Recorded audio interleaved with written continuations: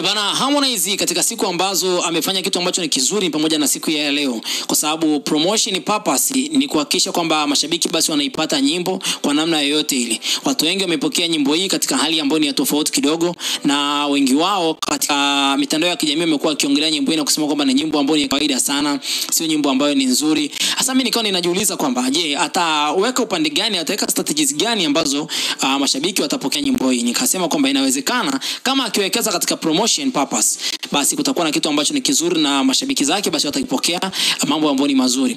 Kwanza kabisa akaanza na video ya kwanza ambayo aliposti siku ambayo ameachia nyimbo hii, na baada ya hapo nikaifikiri kwamba ndio itaishia pale. Siku ya pili leo tangu nyimbo iweze kutoka almost ina masaa tu. Sasa leo ni siku ya Jumamosi kuelekea siku ya Jumapili. Pamoja na haya yote ameposti tena video nyingine ambayo ikionyesha kwamba akiwa na dance. Katika ukurasa wake wa Instagram akawa ameandika hivi: "Who told you bad man never dance?" Nani amekwambia kwamba mtu mbaya hawezi kucheza?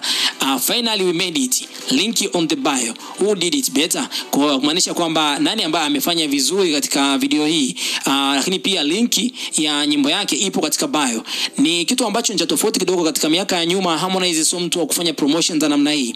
Labda ni strategies ambazo ameamua kuja nazo ili kuhakikisha kwamba album yake ambayo ataenda kuiachia basi itakuwa katika misingi hii. Na nyimbo hii ndio nyimbo ya mwisho kabla hajatoa album yake ya 6 katika career yake ya muziki. Naweza kusema kwamba ni moja kati ya msanii ambaye katika nchi ya Tanzania ana albamu nyingi, lakini albamu zake nyingi hizi kuna albamu ambayo imeweza kufika katika level za international, ikimaanisha kwamba zikaweza basi kumpa show mbalimbali na tofauti hapa na pale, kuweza basi kumfanya kwamba awe msanii mkubwa kama wasanii wengine kutoka katika nchi ya Nigeria.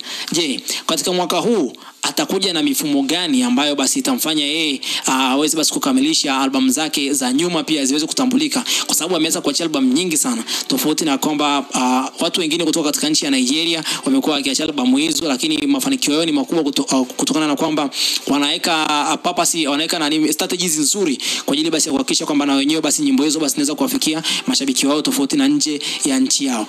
Basi mimi nafikiri kwamba sitakuwa na la ziada.